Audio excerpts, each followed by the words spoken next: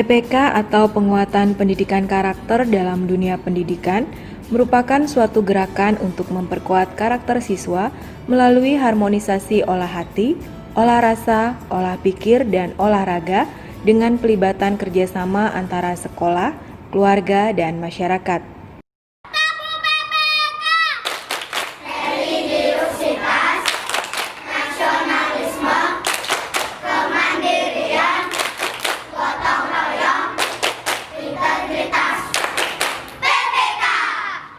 Om Swastiastu.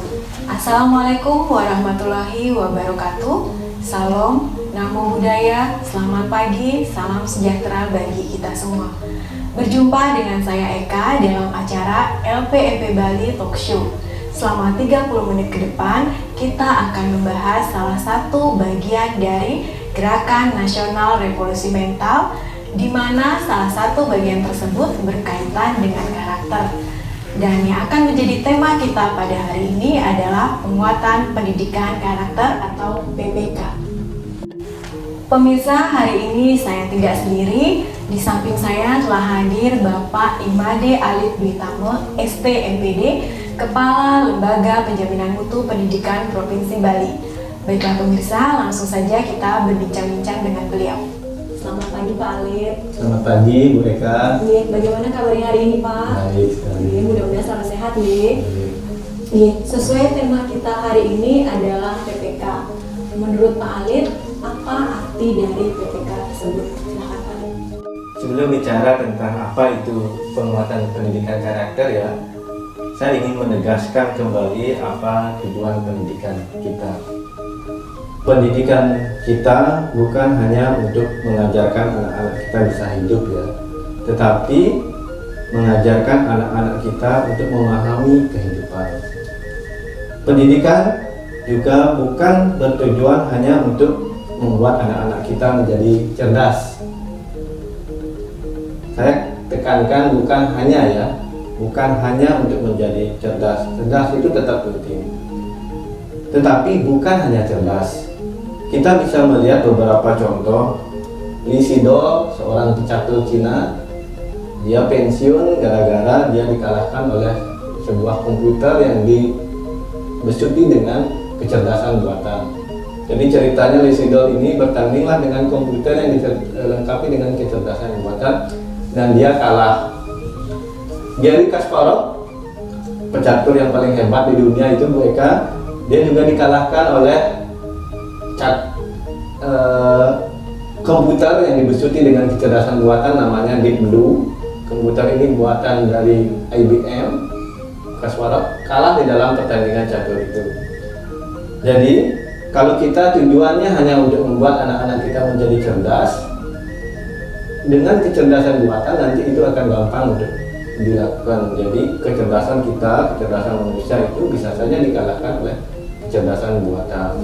Makanya, ya betul. Makanya tadi Bu Eka saya menekankan tidak hanya ya, artinya cerdas itu tetap penting, mengajarkan anak-anak kita untuk bisa hidup itu tetap penting, tetapi kita juga harus membangun karakter mulia dalam diri anak-anak kita. Jadi kedua-duanya ini penting.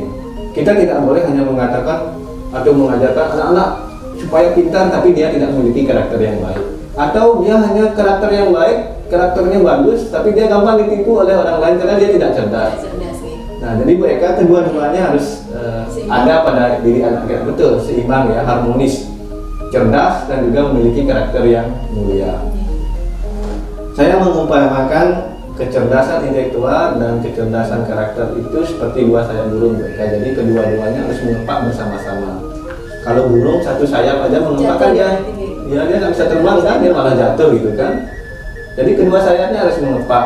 Nah, ini juga sama seperti itu. Satu sayapnya adalah kecerdasan karakter, satu sayapnya lagi adalah kecerdasan karakter.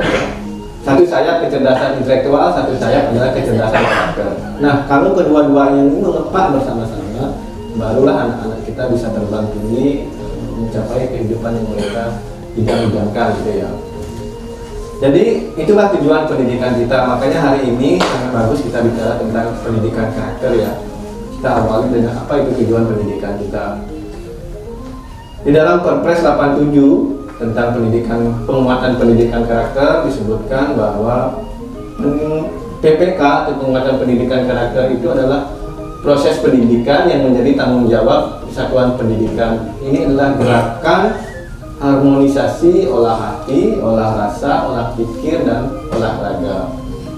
Jadi pendidikan karakter itu adalah tanggung jawab satuan pendidikan dengan bekerja sama secara baik dengan keluarga dan masyarakat. Jadi itulah penguatan pendidikan karakter sesuai dengan Perpres 87. Oke, baik Pak Alif. Jadi menurut Pak Alif, siapa yang harus melakukan penguatan pendidikan karakter tersebut? Nah ini Bu Eka, ini pertanyaannya sangat bagus ya. Siapa yang harus bertanggung jawab atau mungkin melakukan pendidikan karakter ya? Pendidikan karakter adalah tanggung jawab kita bersama Bu Eka. Jadi bukan hanya tanggung jawab satuan pendidikan ya. Pendidikan karakter adalah tanggung jawab kita bersama. Tanggung jawab satuan pendidikan, tanggung jawab masyarakat, dan tanggung jawab keluarga. Orang tua di rumah juga. Betul, orang tua di rumah. Jadi ketika kita menemukan ada anak-anak yang karakternya tidak bagus, kita tidak bisa hanya menyalahkan guru saja di sekolah. Orang tua di rumah juga bertanggung jawab, masyarakat juga bertanggung jawab terhadap penguatan pendidikan karakter. Ya betul Bu Eka. Jadi kita tanggung jawab kita bersama ya, penguatan pendidikan karakter. Intinya tanggung jawab kita bersama gitu. Ya, tanggung jawab kita bersama ya. Sekali. Menurut Anda, Pak Alif, bagaimana pendidikan karakter tersebut harus dilakukan? Pendidikan karakter itu tidak seperti kita mengajarkan matematika mereka. Kalau mengajarkan matematika kan cukup diajarkan. Pendidikan karakter itu adalah sebuah proses transformasi, sebuah proses perubahan ya. Sebuah proses untuk menumbuhkan karakter mulia dalam diri anak-anak kita. Misalnya dia menjadi jujur di dalam kehidupannya. Jadi pendidikan karakter adalah sebuah proses transformasi. Sebuah proses transformasi tidak bisa hanya diajarkan, dia harus dicontohkan, diteladani gitu ya. Jadi kunci sukses penerapan pendidikan karakter ini adalah keteladanan.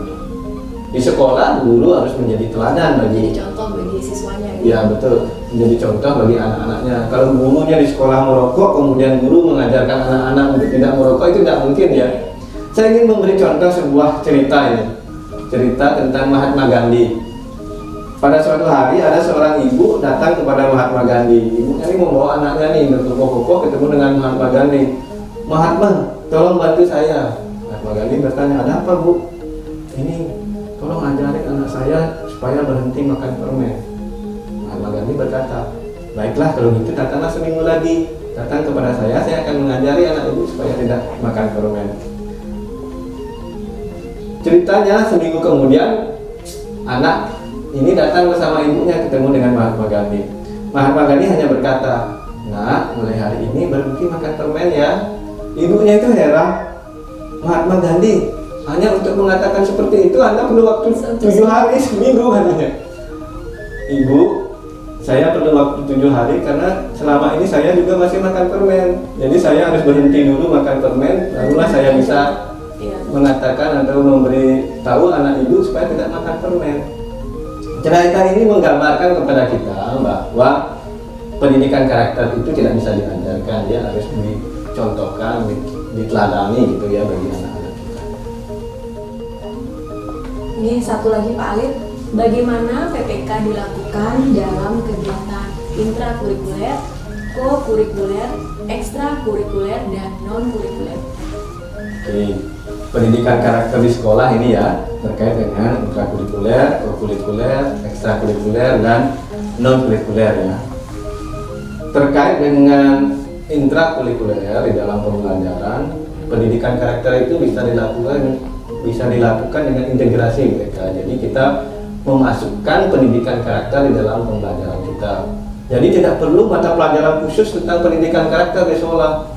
Kita siapkan jam khusus tentang pendidikan karakter, tidak perlu. Jadi pendidikan karakter itu cukup kita integrasikan di dalam pembelajaran. Bagaimana caranya mengintegrasikan pendidikan karakter di dalam pembelajaran? Contoh sederhana, ketika kita membuat soal saja ya, soal matematika. Misalnya soalnya seperti ini. Ada seorang ibu memiliki 4 kambing. 2 kambingnya mati. Berapakah sisa kambingnya? Kan 2 ya Bu Ika ya. Di dalam soal ini tidak ada karakter yang masuk. Ya, soal matematikanya jalan begitu saja.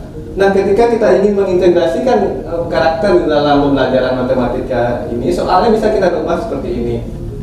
Seorang ibu memiliki 4 ekor kambing. Pada satu hari, ibu ini melihat sebuah keluarga yang sangat miskin. Ibu ini sangat kasihan dengan keluarga itu, dia ingin membantu keluarga itu, maka 2 kambingnya diberikan kepada keluarga miskin itu. Setelah 2 kambingnya diberikan kepada keluarga miskin itu, berapa sisa kambingnya?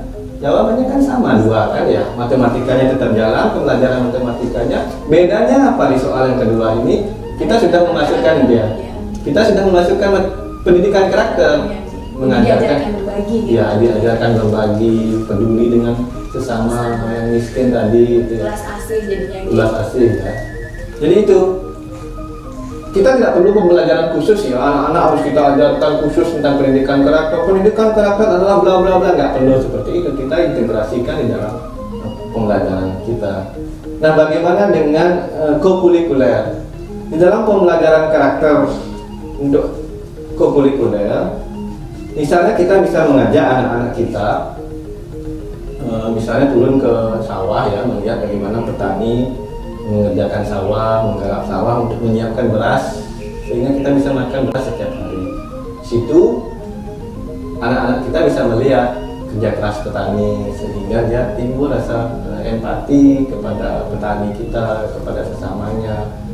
Dia timbul rasa menghargai hasil kerja orang lain. Misalnya dia tidak membuang-buang makanan ketika makan ya, ambil sepiring penuh, makan sedikit, sisanya dibuang. Nah, ketika dia bisa melihat petani itu bekerja keras, tempat gurunya mengarahkan begini loh kerja keras petani kita untuk menyiapkan beras untuk kita bisa kita makan setiap hari, itu sudah kita memasukkan karakter. Jadi anak-anak kita akan peduli dengan sesamanya, peduli dengan lingkungannya, tidak memboloskan makanan, itu salah satu ya.